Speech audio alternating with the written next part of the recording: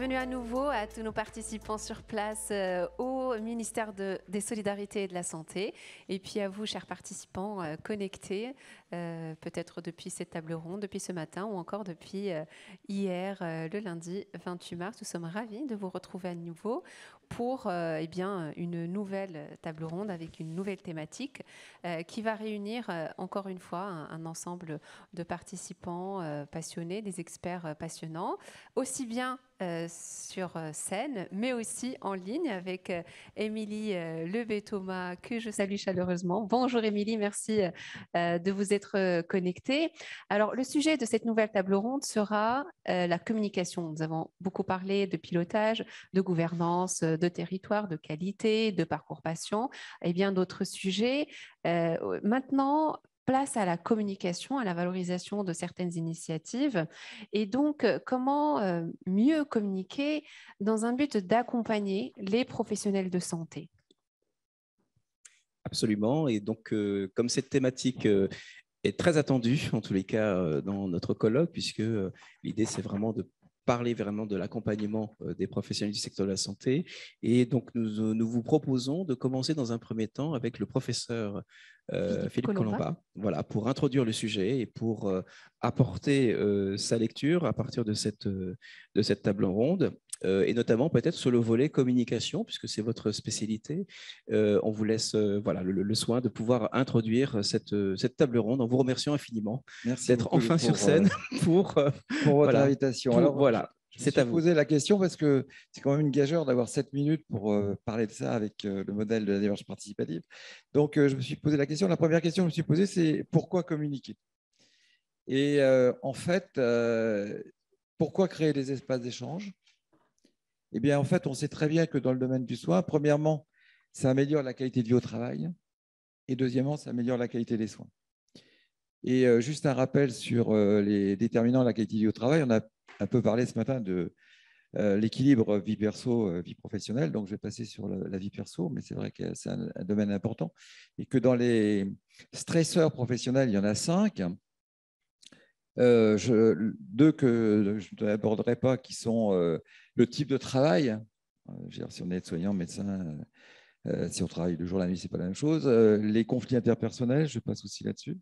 Et après, on arrive sur la charge de travail et sur les facteurs managériaux et organisationnels. Et pour moi, c'est la même chose, organisationnel et managériaux. Si on a un bon management, on a une bonne organisation.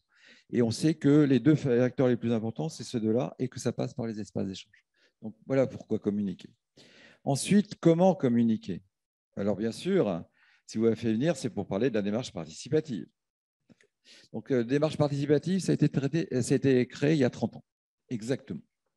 Et ça repose sur 5 types d'espaces d'échange. Le premier type d'espace d'échange, pour moi, le plus important, c'est ce qu'on appelle le staff pluriprofessionnel. Vous avez les aides-soignantes, les infirmières, les professionnels de soins de support et les médecins et les cadres qui sont présents et les étudiants aussi. Et ensemble, on va faire un projet de prise en charge personnalisée du patient. J'en ai pas entendu parler ce matin dans les besoins des patients. Et je crois que c'est un outil absolument indispensable, en particulier dans la maladie chronique. La deuxième chose, c'est la formation interne aux équipes. Donc, c'est en fait de créer un collectif autour des thèmes de formation. La troisième type d'espace d'échange, et ça ne concerne pas forcément les soignants cette fois-ci, c'est ce qu'on appelle les espaces d'échange de managers. C'est-à-dire qu'en fait, on va faire de l'intelligence collective entre les médecins et les cadres sur le top management. Et le quatrième type d'espace d'échange sur lequel je reviendrai, c'est le soutien des professionnels, puisque c'est le thème de la table ronde. Et puis la cinquième composante, qui est pour moi la deuxième plus importante, c'est le groupe de travail sur le travail réel. L'intelligence collective pour créer le travail à partir de ce qui existe. Et lorsqu'on a des directives, en fait, il faut se les approprier, il faut faire un groupe de travail. Ce qui veut dire aussi qu'il faut aussi faire des réunions de service pour valider les propositions des groupes de travail. Donc voilà ce que c'est que ce modèle. Pour détailler un tout petit peu les espaces d'échange pour accompagner les soignants, nous, on parle essentiellement des staffs de débriefing parce que c'est les plus efficaces. Et en fait, en situation de crise, on fait une réunion ponctuelle très rapidement après l'événement, je pense par exemple une mort difficile ou une répétition de décès, parce que moi j'étais hématologue, qui permet aux soignants d'en parler. Mais il y en a d'autres, hein, et on parle des réflexes en particulier, hein, c'est un retour d'expérience sur des cas analysés. On peut parler aussi des groupes de parole, mais ça ne marche pas très, très bien dans les services. Et puis, dans le soutien des soignants, je pense que tu en parleras, il y a tout ce qu'on peut faire avec les psychologues. Alors, juste pour dire que ce modèle existe depuis 30 ans, qu'il est obligatoire dans tous les services de soins depuis 2004, que c'est une mesure prioritaire de l'AV 2010 de l'HAS, il n'y en avait que 5, et qu'il est actuellement présent dans 20% des services. Si vous mettez ça en place dans les services, ça marche. Ça marchait 20 ans chez moi dans un service d'hémato, et ça marchait 7 ans chez moi comme chef de pôle. Donc, on ne peut pas redire. Alors, ce que je disais tout à l'heure avec ma comparse de déjeuner, je disais il faut quand même vraiment prendre du Prozac, parce que c'est un modèle obligatoire depuis 30 ans.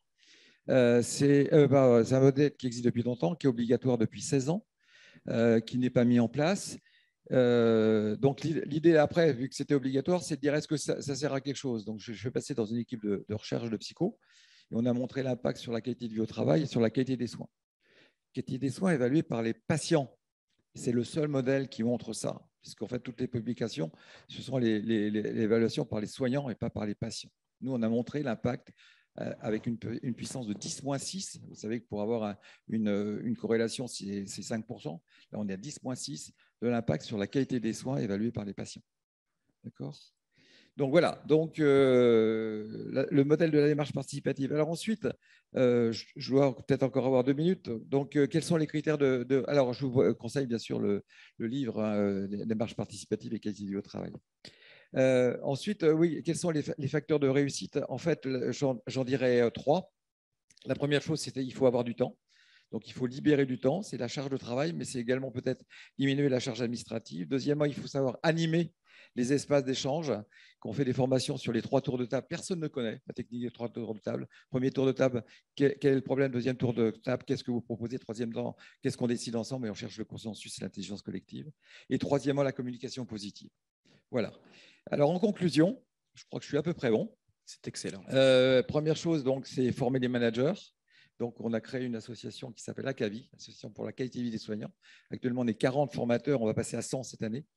Et l'idée, c'est de mettre en place la démarche participative en formant les managers de la santé, que sont les directeurs, les médecins et les cadres de santé. Et deuxième chose, et je me tourne vers toi, c'est que je suis très inquiet. Je n'ai jamais connu depuis... je suis à l'hôpital, la situation actuelle de démission, de postes vacants, et que si on ne fait pas très vite quelque chose sur la charge de travail et sur le management, je pense que ce sera irrattrapable. Hier, on a entendu parler de la fait qu'on a eu ça aux États-Unis en 1980, et que la seule façon de s'en sortir, ça a été les hôpitaux magnétiques. Donc, c'est le moment ou jamais, sinon, il sera trop tard. Merci Excellent, on beaucoup, applaudit du professeur qui a été remarquable. Donc, aller à l'essentiel. Et puis là, vous avez présenté le décor. Parfait. Maintenant, évidemment, vous avez même fait la transition. Notre chère Catherine Grandibert qui va prendre le relais, évidemment. C'était une suite naturelle et logique, enfin, pressentie par le professeur Colomba, évidemment. Donc, la question qui est posée aussi, c'est au regard de la situation actuelle et au regard du périmètre dans lequel tu apportes ton engagement, quel regard portes-tu sur la nécessité, évidemment, de proposer une forme d'accompagnement des professionnels de santé dans le contexte de la crise sanitaire, j'ai envie de dire, qui n'a fait que révéler et accentuer la situation qui existait déjà de façon critique. Donc, comment mieux communiquer pour accompagner les professionnels de la santé? Communiquer, c'est bien connaître qui est l'autre. Donc, je dirais que la première chose, c'est qui sont nos professionnels de la santé. C'est 3,5 millions de personnes en France. C'est non seulement les soignants, le médical, le paramédical, le médico-social, mais aussi les administratifs et tous les autres professionnels de santé qu'on ne cite pas et qu'on oublie et qu'on a oubliés. Donc ça, c'est la première chose. Qui est l'autre pour bien communiquer? C'est notre cible. La deuxième chose, c'est comment vont-ils? Comme disait le professeur Colomba, ils vont très mal. Ils allaient déjà mal quand on a créé l'association Soins professionnels de santé avec 50% de soignants qui étaient déjà concernés par le burn-out. Ils pensaient déjà effectivement que ça avait un impact au point de mettre en danger la vie du patient. Donc un soignant qui ne va pas bien, c'est un patient qui ne va pas bien. Ça, c'est extrêmement important et ça a un impact par rapport à toutes les autres professions sur la qualité des soins. Donc c'est très grave en ce moment effectivement ce qui se passe, parce qu'au-delà des gens, des professionnels de la santé qui restent dans les établissements, il y a tous ceux également qui sont partis. Donc on est vraiment très en fragilité sur le système de santé en France, que ce soit d'ailleurs au niveau hospitalier qu'au niveau libéral. Donc, qui sont-ils? Ne pas en oublier certains, comme on l'a fait au Ségur de la santé. Comment vont-ils? Ils ne vont pas très bien.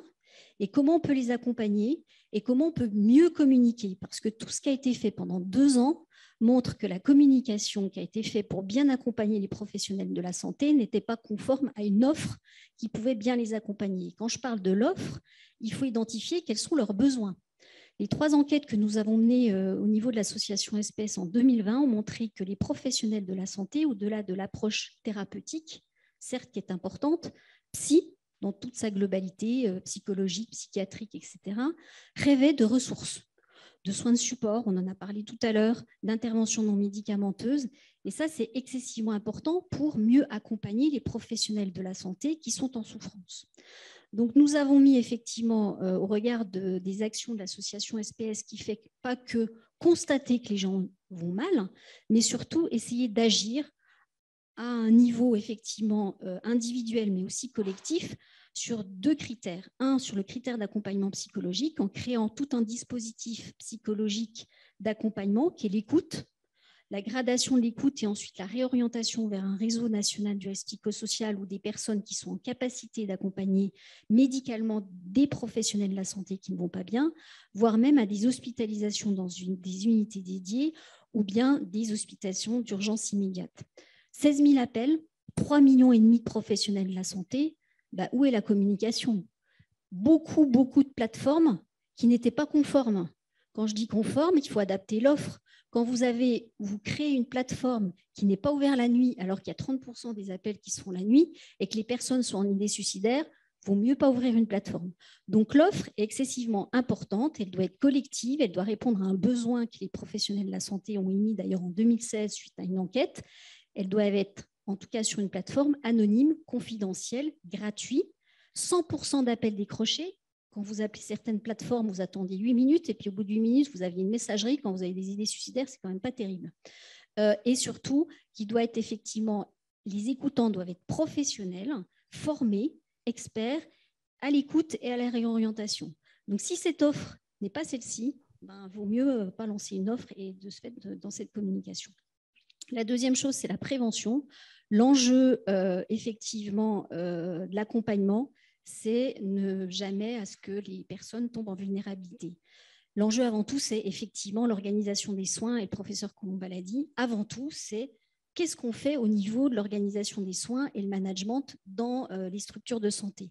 Qu'est-ce qu'on a comme motif d'appel de gens qui se font harceler dans leur structure? Et c'est juste pas admissible, quoi. Il faut revoir tout ça au niveau du management bienveillant, du management participatif, comme on l'a décrit. Et l'obligation, ça devrait être évidemment et à toute vitesse, quoi. Ça fait 16 ans effectivement que c'est obligatoire, mais qu'est-ce qu'on fait, quoi? Donc le management, l'organisation des soins. Et puis je finirai par finalement, en quel état de santé sont nos soignants? Au-delà de la qualité de vie au travail, c'est pas bien. Impact sur le sommeil, sur l'activité physique, sur l'alimentation, sur l'addiction, sur la vaccination. L'étude qu'on avait faite en 2018 montrait déjà qu'à l'époque, l'état de santé des soignants était dégradé. Qu'est-ce qu'on a fait depuis? Rien. Et effectivement, pour bien soigner, il faut être soi-même en bonne santé. Il faut effectivement avoir une bonne qualité de vie au travail et effectivement avoir un équilibre professionnel personnel dans ce cadre-là. Donc, on a mis effectivement sensibiliser, on n'a pas de baguette magique, mais on a mis en place des ateliers de prévention autour des thématiques de prévention du burn-out, du management, de la communication, la prévention du suicide, l'activité physique. Les soignants qui viennent nous voir, ils se rendent même plus compte qu'ils ne dorment plus, qu'ils ne mangent plus correctement et qui ne font plus d'activité physique. Ils en sont même plus conscients. Donc, en conclusion, effectivement, comment mieux communiquer pour bien accompagner les professionnels de la santé? N'oubliez personne. Dans une organisation des soins, tout le monde est important. prendre en compte l'état de santé des soignants en proposant des ateliers dans ce cadre-là, effectivement à intervenir en amont parce que c'est excessivement important, avoir un dispositif d'accompagnement psychologique digne de ce nom et pas créer une énième plateforme qui n'est pas du tout professionnelle et surtout qui ne correspond pas aux besoins des professionnels de la santé, et surtout agir en prévention pour améliorer l'état de santé des professionnels de la santé. Et dans ce cadre-là, il faut une communication collective sur une offre collective qui doit être construite et qui réponde à des besoins réels demandés par les professionnels de la santé dans une organisation des soins qui est très, très urgente à remettre en question. Urgence, c'est un impact, si on ne le fait pas maintenant, c'est un impact sur la qualité des soins et sur le devenir du bon traitement de nos patients. Merci infiniment, Catherine. On peut l'applaudir parce que c'est vraiment une situation effectivement très préoccupante et puis en même temps visible, perceptible sur le terrain et avec, je dirais, la nécessité impérieuse d'intervenir. Catherine, tu as proposé en tout cas des modalités d'intervention collective et individuelle. Tu as beaucoup parlé effectivement de la question de la communication et notamment sur l'importance de savoir peut-être aussi mieux appréhender cette communication. Encore faut-il peut-être sur le plan scientifique, et là on s'adresse au docteur Bernard Anselem, que disent les neurosciences à ce sujet et comment peut-être, je vais lui donner, comment intervenir en tous les cas pour peut-être améliorer cette question de la communication, mais avec des appuis peut-être un peu plus scientifiques aussi. Merci Jean-Luc. Donc après ces considérations extrêmement pratiques et concrètes, je me suis demandé ce que les neurosciences pouvaient apporter, cette réflexion sur la communication auprès des soignants. Et donc les grandes fonctions du cerveau, on peut rester un petit peu dans la théorie, mais il y a aussi des applications pratiques. Donc déjà, ce que je voulais communiquer, c'était la première chose, c'est que on sous-estime l'importance de la partie émotionnelle du cerveau. On sous-estime donc notre hypersensibilité émotionnelle à toutes les informations. Et donc, chaque fois qu'on parle de communication, il faut toujours avoir ça à l'esprit. On a dans notre cerveau, pour filtrer toutes les informations entrantes, qu'elles soient extérieures ou internes, on a deux grands, pour simplifier, pour schématiser, on a deux grands ensembles de réseaux. Les réseaux qui vont rechercher ce qui est bon pour l'organisme, c'est-à-dire les réseaux de la récompense. Et puis, on a aussi les réseaux qui vont rechercher ce qui est mauvais pour l'organisme, c'est-à-dire les réseaux de l'évitement. Et tout passe par ces deux réseaux. Et donc, si on veut communiquer auprès des soignants, il va falloir donc parler à ce réseau de la récompense, parler à cette partie non consciente de notre cerveau.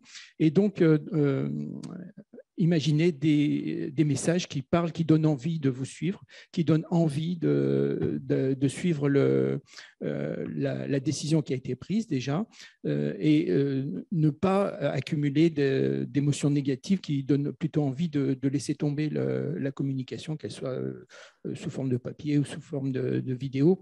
Donc, la première chose, c'est de donner envie. Un exemple, j'ai vu récemment une vidéo de Arnold Schwarzenegger qui s'adressait au peuple russe. C'est un modèle de communication. Il n'est pas allé dans des arguments, du raisonnement. Il a commencé par dire pourquoi il était en empathie avec ce peuple. Et il a donné des raisons qui étaient crédibles. Ça n'était pas de la communication officielle. C'était vraiment, on sentait que c'était crédible. Donc, la première chose, là, on est dans la forme de la communication. Après, je parlerai du fond. Mais dans la forme de la communication, donner des choses qui soient crédibles, qui soient authentiques, qui soient alignés avec les soignants, c'est-à-dire que les soignants, ils ont des montagnes de difficultés, des montagnes de contraintes, de l'épuisement, enfin, inutile de revenir sur tout ce qui a été dit. Et donc, il faut être en empathie avec ça déjà et prendre en compte leur situation. Toute communication doit commencer par là. Et c'est à partir de là, une fois que le cerveau va être intéressé par la communication, qu'on pourra faire passer le message de fond. Et alors maintenant, je passe au fond. Toujours dans cette optique de neurosciences, si on veut impliquer, si on veut donner envie, si on veut motiver ces circuits de la récompense là, qui vont nous donner envie d'agir, eh bien, il va falloir donner du sens. Il va falloir trouver un discours qui donne envie de progresser. Hein. Que l'on soit un légume, qu'on soit une multinationale ou que l'on soit un humain, on a besoin de progresser dans n'importe quel domaine, progresser en compétences, progresser dans le lien humain, progresser dans la réalisation de soi, les gestes que l'on fait auprès des soignants, des patients, pardon. Donc, on a besoin de progresser. Donc, tout discours de communication doit, sur le fond, doit amener quelque chose, doit donner envie aux gens de progresser. Donc, si on a ces deux choses, la forme, c'est-à-dire comprendre les gens, leur donner de l'empathie, leur donner envie de suivre votre discours, mais de façon authentique, pas repeindre en rose les choses. Et deuxièmement, donner un espoir, donner une envie de progression. À partir de là, les gens vont lire ou écouter le message et ils auront envie de s'investir. Et donc là, on va pouvoir mettre en pratique toutes les belles idées dont on vient parler. Merci beaucoup. On applaudit le docteur Bernard Ancelin parce que c'est toujours intéressant d'avoir le regard un peu sur le registre des neurosciences et puis retourner sur le terrain à nouveau avec le professeur Michel-Guillaume Hoffnung justement sur la question de la mise en relation quelque part de la question de la communication, mais peut-être avec un dispositif qui peut être en tout cas intéressant pour le réinvestir peut-être dans le champ du secteur de la santé en particulier. Quel est votre regard à travers cette question, puis regard aussi effectivement sur la question de la médiation? Alors, allez-y. Mon regard est un double regard.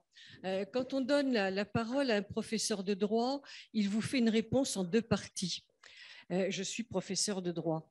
Mais ici, c'est à la médiatrice que vous vous adressez et je vais répondre en deux parties, mais avec des compétences de médiatrice, c'est-à-dire que j'ai consacré tout le temps à écouter ce qui s'est dit. Et ce qui s'est dit a fait émerger un besoin massif de communiquer. Je prends parmi les expressions qui ont été dites tout au long de la journée et demie.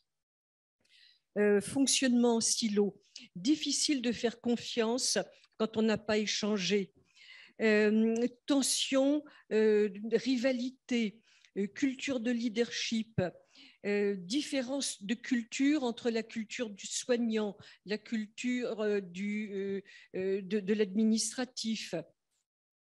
Ça, c'est pour le besoin de communication entre professionnels, mais il y a aussi le besoin de communiquer avec quelqu'un dont on nous dit de manière quelquefois logomachique qu'il est placé au centre du dispositif de soins et qui est le patient.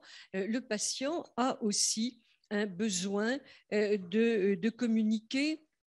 Et cela a émergé fortement dès les années 1958 avec le rapport Ducamin au titre brutalement évocateur « Humaniser l'hôpital ». Ça voulait donc dire que l'hôpital n'était pas humain et il faisait l'historique du système de santé. L'hospice, c'est-à-dire que les personnes qui allaient se faire soigner, bon, à part quelques grands patients comme Louis XIV ou nos rois de France, quand on allait se faire soigner, on était accueillis par charité dans un système très descendant qui ne donnait même pas à imaginer qu'on puisse écouter. Alors, au fond, ce que je retiens, c'est la demande. Ici, c'est ensemble. Ce que j'ai entendu aussi, c'est le besoin d'apprendre à faire ensemble. Comment mieux communiquer? C'est l'intitulé de notre table ronde. Je dirais tout d'abord en communiquant vraiment, parce qu'on l'a entendu au travers des préoccupations précédentes. Communiquer, c'est vraiment dialoguer, c'est faire ensemble en sorte que ce qui a été dit soit entendu et que l'échange s'installe. Or, ça n'est pas naturel. Il y a deux substances qui sont nécessaires. Il y a l'eau qui est nécessaire à la vie biologique et il y a la confiance qui est nécessaire à la vie sociale, dont la vie professionnelle. Rien ne se fait sans dialogue. Autrement dit, rien ne se fait sans communication. Or, nous ne sommes pas, et je pense que les neurosciences pourraient encore mieux nous informer là-dessus, nous ne sommes pas vraiment programmés pour cela. Et le système éducatif ne nous forme pas à communiquer, nous sommes formés à émettre. Et qu'est-ce qu'on appelle un bon communicant? Eh bien, c'est un bon gaveur, c'est-à-dire c'est quelqu'un qui va essayer de déterminer une cible, le mot est déjà quand même très éclairant, une cible va se préoccuper de ce qu'il va dire à la cible.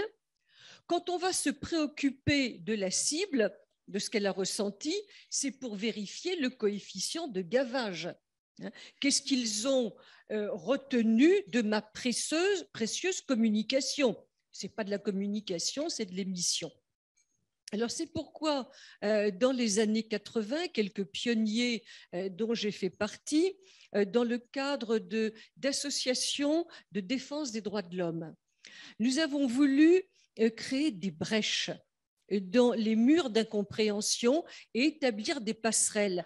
Parce que déjà dans les années 80, on avait souligné le paradoxe d'une société où les moyens techniques de communication commençaient à devenir de plus en plus efficaces et où malheureusement, les gens étaient de plus en plus isolés. Et on retrouvera le mot silo qui a été dit tout à l'heure. Alors, de ma pratique de médiatrice, j'ai pu intervenir dans plusieurs domaines à l'occasion de fusions d'établissements. On aurait besoin de médiation comme dans une médiation familiale, quand des familles recomposées somment les enfants de s'aimer et de vivre ensemble. De même, il y a au centre de l'éthique toujours la formule du consentement éclairé. Le consentement éclairé, il faudrait réussir à le garantir. Alors, quand j'étais vice-présidente du Comité des droits de l'homme et des questions éthiques de la Commission française pour l'UNESCO, le titre est plus long que ce qu'était la réalité, j'avais fait une proposition au Comité international de bioéthique de l'UNESCO de prévoir que dans certaines situations, eh bien, un médiateur soit garant de la réalité du consentement éclairé, c'est-à-dire qu'il soit précédé par une véritable communication. Et j'avais fait appel à Diaphorus, à qui Angélique répondait « Je n'entends pas le grec ».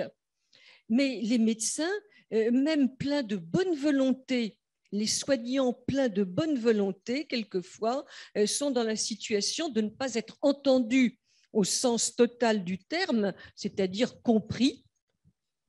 Et bien que j'ai dirigé un 3e cycle de droit de la santé à Paris 11, je me permets de vous dire que la multiplication des acronymes de connivence fait que parfois, je n'entends pas ce que disent les soignants et les dispensateurs de soins. Voilà, je sens que j'ai atteint le seuil. Mais donc, il faut un processus de communication éthique. Et j'ai à peine osé utiliser le mot médiation parce que la contrefaçon tue l'original et les textes ont tellement multiplié des cas de médiation qui sont de la conciliation qu'il fallait que je fasse ce préalable. Merci infiniment. On applaudit le professeur Michel Hovenuk parce que c'est une approche qui est très, très importante et justement, elle fait le lien avec les situations de crise. Tout à fait. et on ne peut pas ne pas parler. Alors, je m'en excuse entre ce que vous voyez sur l'écran, parce que nous avons les excuses de M. Gérard Cotellon, qui, pour des raisons personnelles, ne pouvait pas intervenir, et la thématique portait sur les situations de crise en milieu insulaire. Et comme Alain Philibert a, je dirais, un retour d'expérience dans ce même environnement, c'est pour ça qu'on lui a proposé peut-être aussi de prendre la parole, mais pour rebondir aussi avec ce qui vient d'être dit jusqu'à maintenant, parce qu'effectivement, sur le terrain, comment les choses peuvent, je dirais, générer peut-être une communication, je dirais, résiliente. Et comment se fait réellement la communication en temps de crise? Alors, bien modestement et bien amicalement vis-à-vis de Gérard Cotellon, parce que je sais combien sa vie est compliquée depuis certains temps. Et donc là, j'ai vraiment une pensée pour lui. On n'a pas beaucoup travaillé ensemble, mais on a échangé beaucoup. Et dans le même établissement, donc au CHU de la Guadeloupe, où la vie était compliquée, non pas du fait des gens, mais du fait du système, du dysfonctionnement, du climat, de tout ce qui a fait que c'est compliqué. Là, j'entends bien que communiquer, ce n'est pas informer. Alors ça, c'est un vrai sujet parce que nous, directeurs, on informe et je n'ai pas l'impression qu'on communique beaucoup avec... Le problème, c'est l'ensemble du personnel. Parce que communiquer avec des cadres qu'on voit souvent, avec des médecins, avec nos principaux collaborateurs, ça va, normalement, ça va. Communiquer avec des gens qui sont loin, comme ça a été le cas au CHU de la Guadeloupe, je vous ai expliqué ce matin que l'établissement avait été éclaté sur le territoire, voire même au-delà des mers, puisqu'on était aussi en Martinique, ça devient quasiment mission impossible. Alors, il faut trouver les moyens. Et puis, on avait aussi à gérer une crise longue, si on parle de l'incendie du CHU, c'est-à-dire qu'on était sur une remise en route de bâtiments très aléatoire, avec des incertitudes quotidiennes sur est-ce qu'on va pouvoir utiliser ou pas, est-ce qu'on va valider ou pas tel bâtiment, tel service pour pouvoir le remettre en route, pour pouvoir y mettre des patients, pour pouvoir y mettre des salariés. Et pas que des soignants. Souvent, on communique avec les soignants parce qu'on a un encadrement qui est proche et qui est capable de transmettre. Et puis, il y a aussi tous les autres qui ne sont pas soignants, mais qui participent à la vie. Yann Bubien, tout à l'heure, ce matin, nous a dit 300 métiers différents. C'est énorme. Moi, j'avais un outil de communication qui s'appelle le CHSCT, Comité d'hygiène, de sécurité et des conditions de travail. C'était la seule... Alors, parce qu'en crise, très clairement, à part la cellule de crise, à part les cellules d'échange avec, alors nous à l'époque c'était avec le Chorus au niveau national, mais ça pouvait être aussi avec l'ARS dans différentes rencontres. Avec quelle instance, qui est représentatif du personnel que tu ne vois pas, que tu ne peux pas voir, même si tu es là, tu ne sais pas, et lui-même ignore ce que tu fais. Et le CHSCT, c'était vraiment la représentation du personnel sur le terrain. C'est-à-dire c'est les gens qui étaient autorisés à aller dans des endroits où personne ne va, pour vérifier, pour apporter une information à la direction, pour malaxer ensemble cette information et savoir si on prend une décision ensemble ou pas. 45 réunions de CHSCT en 14 mois. J'en avais parfois 2 par semaine. Mais c'était volontaire. Ce n'était pas pour endormir, parce que bon, on a d'autres moyens pour endormir les gens, mais c'était aussi pour pouvoir faire revenir cette information, pour les faire se rencontrer avec les innombrables spécialistes de tout genre qu'on voyait arriver nous présenter des solutions et charge à eux après de faire le retour sur le terrain. Bon, mais c'est moyennement satisfaisant, mais c'était un moyen de faire. Alors après, sur la crise actuelle, non pas dans une île, mais en Bretagne, nous, on avait un système qui était de faire chaque réunion de cellule de crise quotidienne, on faisait un bulletin d'information quotidien. C'est-à-dire que, alors j'avais la chance à l'époque d'avoir, je ne sais pas s'il est en ligne, un élève directeur qui était formidable, qui est Pierre Comboucard, qui aujourd'hui est à Rouen comme directeur adjoint, qui nous produisait un bulletin d'information recto verso tous les jours. Et tous les jours, on donnait la tendance, c'est-à-dire on rédigeait pas. Voilà ce qui a été décidé. C'était pas de la communication, c'était de l'information, et c'était une information dont on a eu le retour très positif de la part des équipes parce que, enfin, on ne leur envoyait pas des notes de service. Il n'y a rien de pire que la note de service. La note de service, c'est je suis là et je fais descendre l'information. Et puis après, il y a le terrain, et ça, je ne vais pas y revenir, j'en ai parlé ce matin, mais je veux dire, un directeur qui communique, c'est un qui est en mesure d'aller, d'être dans son établissement, d'être dans les services, de se promener, ce n'est pas le bon terme, mais c'est un peu ça, et d'être là, à la disposition des gens qui veulent lui parler. Ça ne fait pas la masse, mais ça fait l'ambiance, en tout cas. donc voilà, merci. Merci infiniment pour cette présentation dans un contexte un petit peu différent. Alors, on va faire le grand saut maintenant, hein, puisque la communication nécessite sans doute des modalités un peu vertueuses. Et donc, du coup, nous allons donner la parole à Émilie Lebet-Thomas. Bonjour, rebonjour, chère Émilie. Vous êtes toujours avec nous. Voilà, vous êtes connectée quelque part dans le monde. Hein, voilà, donc si vous voulez révéler, vous le dites. Sinon, on fera preuve de discrétion. Mais enfin, il y a des centaines de personnes qui nous écoutent. Donc, l'idée, c'est aussi peut-être de manière un peu disruptive de donner votre lecture sur la question de la communication dans sa mise en œuvre, mais avec peut-être une vision beaucoup plus étendue au-delà des frontières. C'est à vous.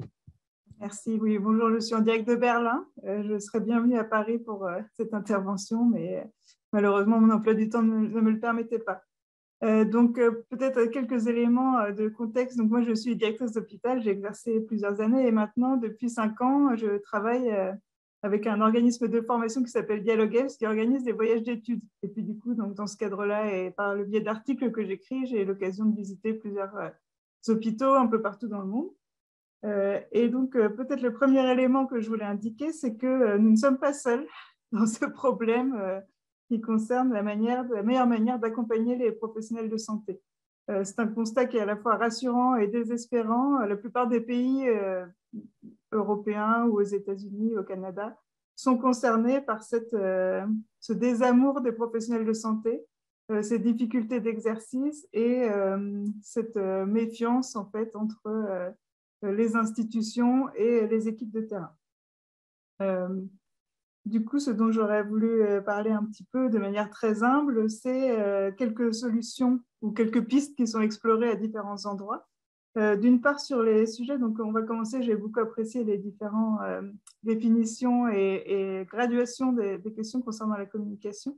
Si on parle de la communication en tant que telle, je trouve que c'est intéressant de s'intéresser au modèle des Magnet Hospitals dont vous avez déjà parlé ce matin. Et de peut-être en sortir quelques éléments qui vraiment se concentrent autour de la communication. La communication est vraiment au cœur du modèle des Magnet Hospitals, déjà par le biais d'un leadership clair et transparent. C'est ce que disait un peu M. Philibert. Et dans les pratiques qui sont mises en place dans différents établissements, il y a notamment la notion de leadership rounds. C'est des rondes des directeurs, en fait, et des médecins chefs et des cadres de l'encadrement supérieur, qui tous les jours se contraignent à passer une demi-heure à faire le tour des services, de certains services, de tous les services en fonction, pour voir avec les équipes quels sont les problèmes, notamment s'il y a des problèmes de fluidité des parcours des patients ou autres. Et du coup, d'avoir ce point de contact direct avec les équipes qui prend du temps, mais qui du coup permet aussi d'en gagner à d'autres endroits en résolvant des problèmes. Donc, un autre élément du modèle Magnet, c'est le travail en équipe. Donc, je ne vais pas y revenir, vous en avez parlé avec le modèle des équipes participatives, mais ça, c'est vraiment au cœur du modèle des Magnet Hospitals, ce travail au sein de l'équipe, cette confiance, ce travail pluridisciplinaire.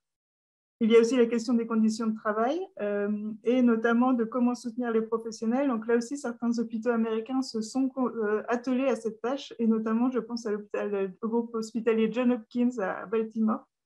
Il y a tout un site qui s'appelle Healthy at Johns Hopkins qui est réservé à la santé et au travail des professionnels avec beaucoup d'activités qui sont proposées, la possibilité pour des équipes de solliciter l'intervention de différentes équipes pour organiser des ateliers de méditation, de gym, etc.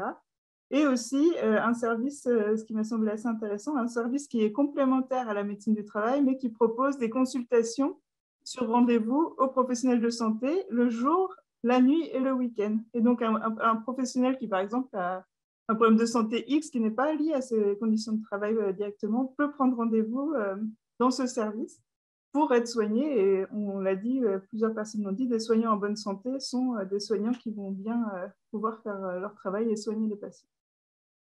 Et puis, un des autres éléments, c'est l'implication des professionnels dans les projets. Je pense que l'implication, c'est un niveau de gradation que je rajouterais. Donc, on avait information, communication. Et moi, je dirais vraiment implication. C'est que, notamment dans tout ce qui est projet organisationnel, les équipes de terrain ne soient pas des spectateurs, voire parfois peuvent se considérer comme des victimes, mais soient vraiment des acteurs. Et il y a des outils pour ça, c'est les outils de ce qu'on appelle le design thinking, qui du coup, en fait, partent du principe de dire que c'est les acteurs de terrain qui ont les solutions aux problèmes qui leur sont posés.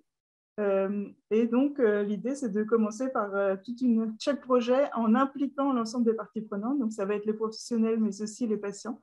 Et en menant une phase d'observation pour bien comprendre concrètement quel est le problème, pas en partant avec une idée préconçue de ce à quoi on va aboutir.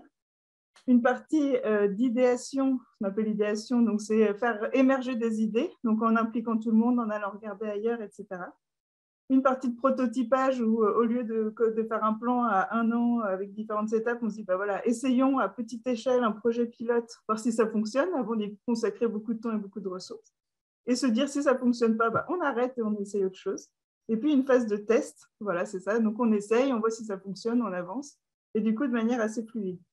Et je pense qu'un élément qui est important quand on pense à la communication, et donc là, en l'occurrence à cette implication, c'est que ça ne prend pas plus de temps. Enfin, moi, en tant que directeur, j'ai souvent eu l'idée que si je me mets à consulter tout le monde, on va y passer des mois et des mois et ça va pas avancer. Je pense qu'au contraire, si on réussit avec des bonnes méthodes à impliquer les professionnels dès le début et les patients, on peut gagner du temps parce que les solutions auxquelles on aboutira seront plus adaptées aux problèmes et seront adoptées par les équipes puisqu'elles émergeront de ces équipes elles-mêmes. Et donc, c'est un élément qui est intéressant. Je pense que j'arrive au bout de mon temps. Mais je voulais dire vraiment les mots-clés qui ressortent des établissements à l'international qui essaient en tout cas de s'atteler au problème de la meilleure communication pour mieux accompagner les professionnels de santé. C'est vraiment les notions de confiance, d'autonomie et d'empathie.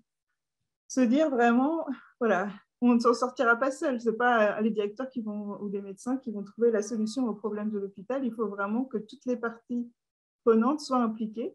Et je pense que c'est d'autant plus important pour ce qu'on appelle les milléniaux, les générations Y, pour qui cette notion d'autonomie, de confiance, de marge de manœuvre est vraiment importante. Et puis donc en mot de conclusion, de dire que certaines institutions trouvent des solutions, notamment je pense au modèle de Buurtzorg, qui est des équipes de soins à domicile aux Pays-Bas qui sont auto-organisées, auto-gérées et qui réussissent néanmoins à communiquer entre elles. Et donc, je pense qu'il y a des pistes.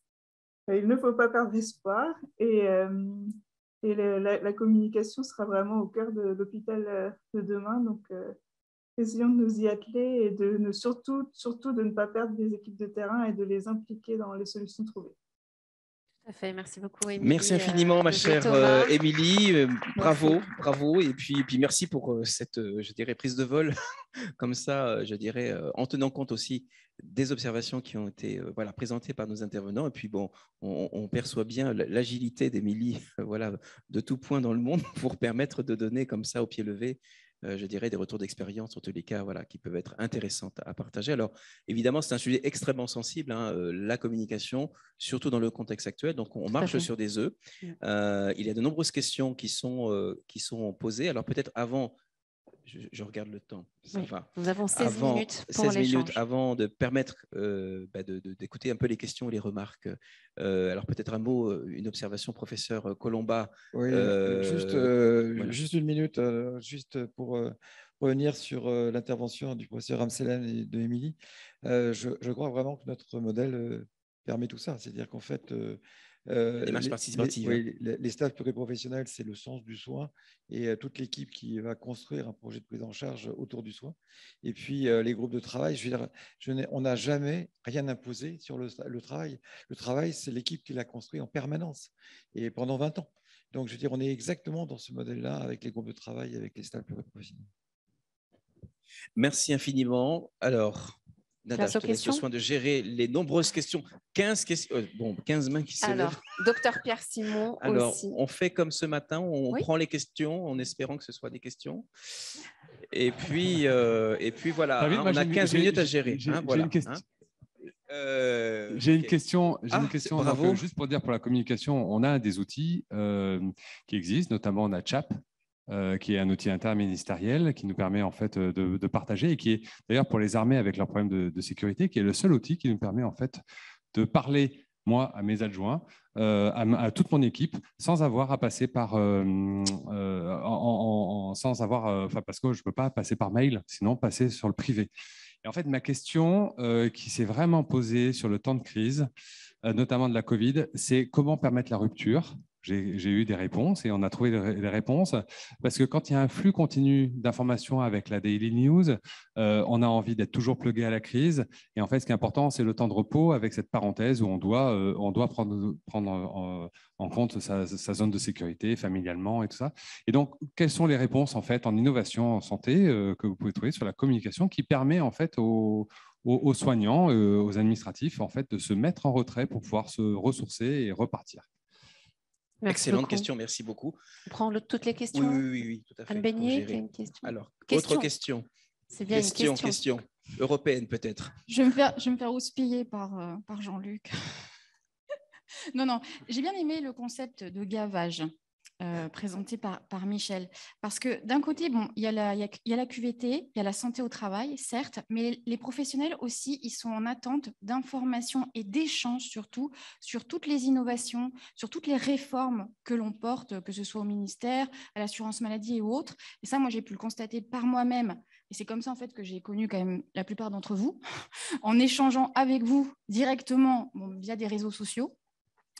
Et donc ça, j'ai remarqué que c'était très apprécié. Donc l'échange est essentiel et pas que sur la santé au travail. C'est ça que je voulais dire. Et je voulais juste mentionner l'excellent rapport de Julien Delpech et du professeur Éric Vibert sur la communication en temps de crise.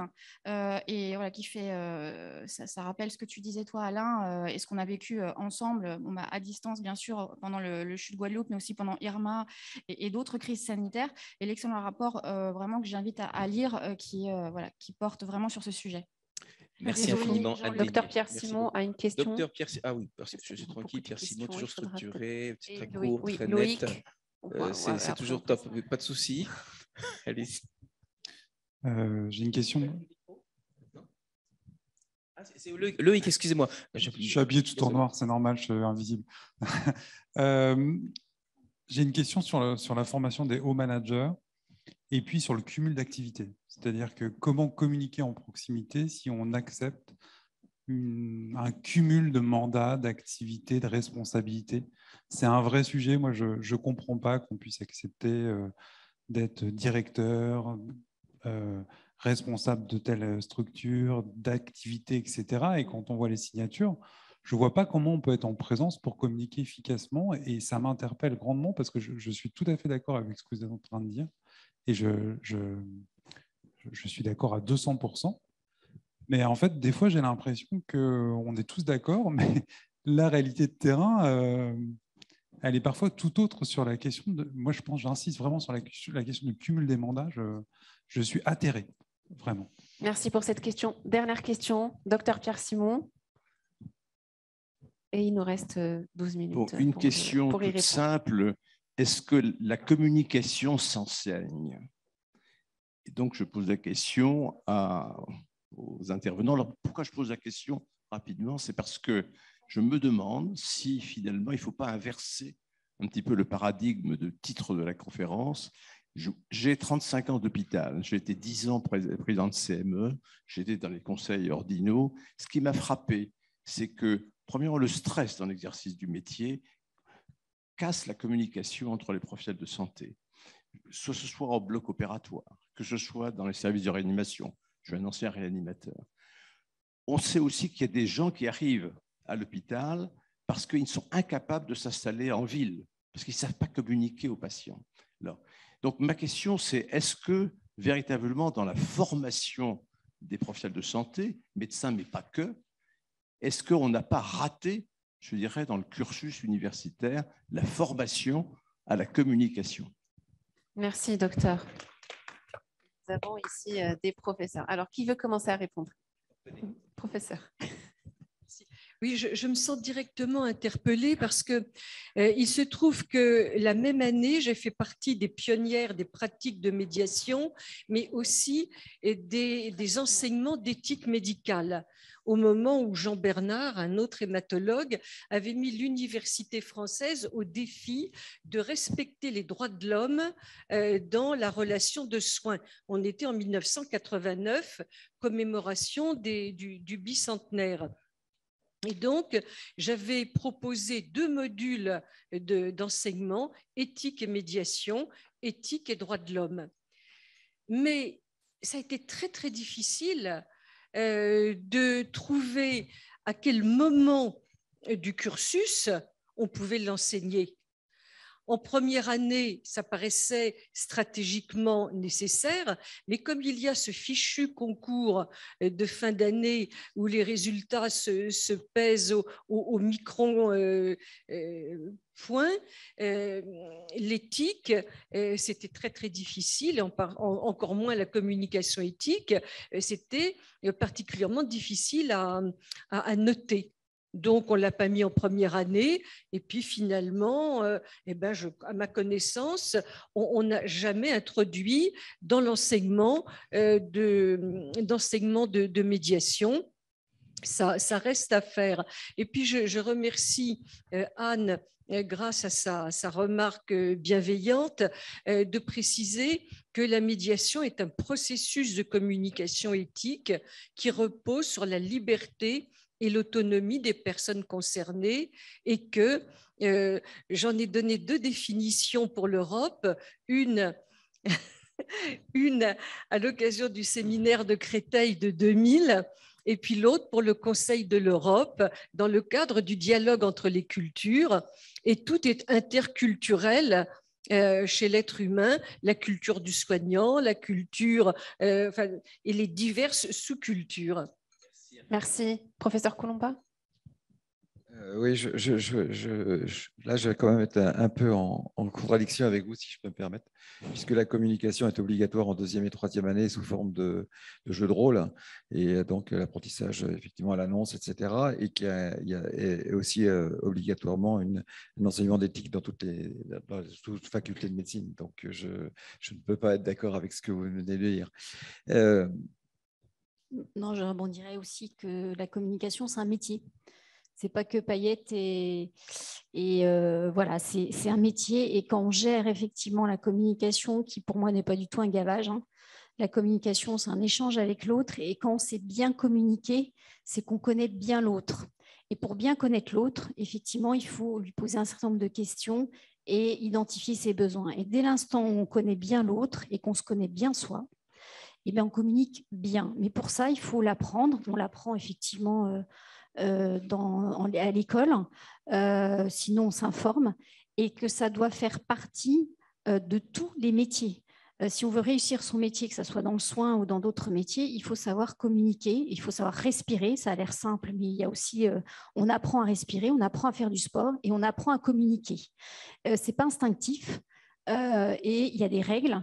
Et voilà, donc ce que je voulais aussi en profiter pour dire que le management aussi, c'est un métier, donc il faut l'apprendre, il faut se former. C'est pas.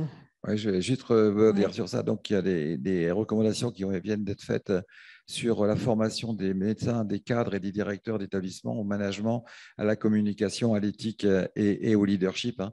Et donc, on essaye de faire passer une formation obligatoire sur ces thématiques-là pour tous les futurs managers de la santé, et en formation continue également sur ces managers.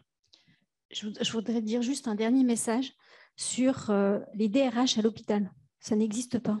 Il y a des postes de DRH, mais ils font tous, sauf la relations humaines. Les relations humaines. On prend dans n'importe quelle entreprise, le DRH occupe un poste très important. DRH à l'hôpital, moi, voilà, c'est un poste qui existe sur le papier, mais qui, en soi, n'existe pas vraiment. Voilà, en tout cas, en tant de fonction même de direction de relations humaines. Alain, merci. Oui, alors je ne rebondirai pas du tout hein, sur... je vais répondre à Hugues Lefort et puis à Loïc Martin. Sur la permanence de la communication, il n'y a pas de règle sur le fait qu'on soit disponible ou pas en temps et en heure. À titre personnel, je l'ai été tout le temps. J'ai été tout le temps. Quand j'étais à La Réunion, j'étais d'astreinte administrative, c'était presque des gardes, 2 semaines sur 4 pendant 9 ans.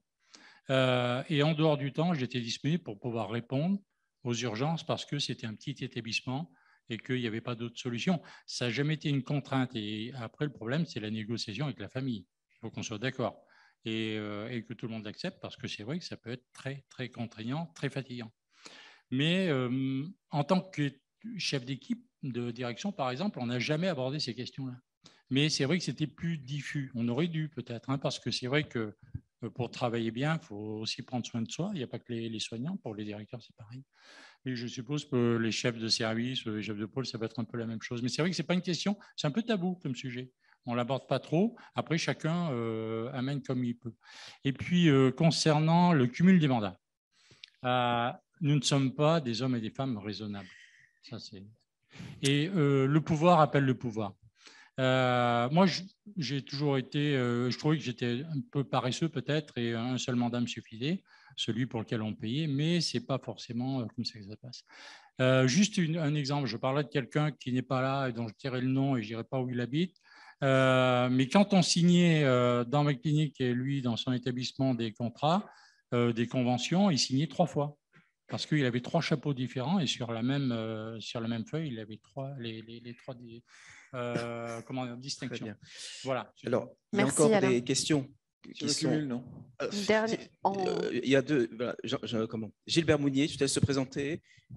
Jean-Marie Barbeau, Gilbert Mounier. Il est un peu désigné, mais au moins une petite question RH. Ce n'est pas une question, voilà, c'est un partage d'informations sur les travaux. Alors, je pense à la haute autorité, travailler en équipe. Parce que ce qu'on est en train de parler, c'est le travail en équipe. C'est donc soit le projet Pacte que porte Yasmina Sami, soit, si on regarde l'hiérarchie, c'est Team CEPS, vraiment la notion de travailler en équipe. Et comment mieux travailler en équipe, comment mieux accompagner, c'est un petit peu la posture du leadership, la question de la communication, la question de la sécurisation de l'information. Parce que derrière vient, on sait que dans 80% de beaucoup d'erreurs dans des situations, c'est la question de la problématique de la communication. Et là, on est sur émetteur, récepteur et tous ces concepts. Donc là, il y a des travaux qui ont été faits que je vous invite à partager largement. Pacte, travailler en équipe en la haute autorité et Team CEPS. Merci Gilbert. Merci beaucoup. Oui, l'expert de DRH, exactement. Voilà. Oui, DRH en plus, c'est bien, quand ça on a la réponse. Oui, je suis un peu obligé de réagir. Alors effectivement, je pense qu'il y avait un peu de provocation dans la remarque qui a été faite, mais quand même, je suis obligé de réagir comme président de l'adresse que j'ai été pendant 10 ans, jusqu'en 2018, c'est-à-dire l'association des DRH des établissements publics, de santé publique. Oui, il y a des DRH, et je pense que Gérard Cotelon, qui a été DRH de la PHP, et quand on voit le travail admirable qu'il fait aujourd'hui au CHU, je pense qu'il serait fort étonné d'apprendre qu'il n'y a pas de DRH. Les DRH, je suis encore administrateur de l'adresse, donc je peux m'exprimer en son nom pour dire combien les DRH et les directeurs de soins, car on est très attaché à cette collaboration avec les directeurs de soins, combien les DRH ont été sur le front pendant les 2 années de la crise, sous tous les volets, bien sûr, l'organisation, le management, mais aussi les relations sociales, les relations humaines. Mais certes, les journées ne font que 24 heures et je pense qu'ils sont conduits parfois à faire l'impossible, mais ils le font de manière vraiment admirable. Merci beaucoup. Merci beaucoup, on applaudit. Maintenant, il nous reste 1 minute pour conclure et passer à la prochaine table ronde. Émilie, peut-être pour conclure.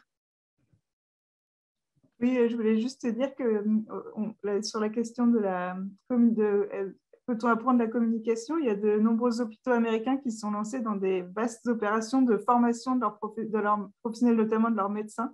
Et j'ai lu récemment un article sur le Seattle Children's Hospital qui a demandé à ses médecins de concevoir et de définir des besoins sur une formation à la communication, notamment avec les patients. Et du coup, qui a formé l'ensemble de ces médecins. Et il y a plusieurs groupes hospitaliers, et même de très grande taille, qui prennent cette décision-là et qui consacrent le temps, l'énergie et les moyens en disant que une meilleure communication avec les patients et au sein des équipes est vraiment une solution d'avenir pour les hôpitaux. Merci beaucoup, Émilie. Docteur Anselme Bernard. Un mot de conclusion?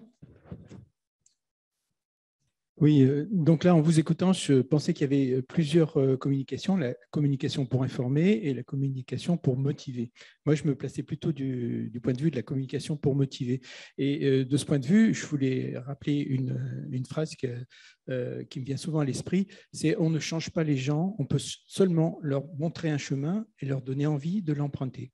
Et je pense que quand on arrive à mettre ça en application, on peut bouger beaucoup d'énergie et ça me paraît vraiment la base. Merci beaucoup. Michel? Je crois beaucoup à l'éducation tout au long de la vie et je pense que ça commence par l'enseignement primaire et que ça doit se poursuivre. Alors, j'apprends que ça se développe dans les facultés de médecine. Au moment où j'ai mis en place ces formations, ça n'existait pas et je suis heureuse d'apprendre que ça finit par se mettre en place. Merci beaucoup, Michel. Oui, une phrase pour dire que la communication, c'est mettre en place des outils, c'est-à-dire des espaces. Et deuxièmement, effectivement, c'est de la formation et de la communication positive, et que ça s'apprend. Et effectivement, je suis d'accord avec vous, il y en a pour lesquels le chemin sera long, mais il faut essayer quand même. Merci beaucoup. La communication, c'est adapter la bonne offre à la bonne cible, donc avoir le bon dispositif pour mieux accompagner les professionnels de la santé, donc tous les professionnels de la santé, et je dirais que c'est essentiel. On ne peut pas ne pas communiquer pour bien soigner, que ce soit avec ses collègues ou auprès de ses patients. Merci beaucoup. Alain? Oui, il y a plusieurs types de communication en fonction du lieu, du temps et de la situation qu'on a à gérer.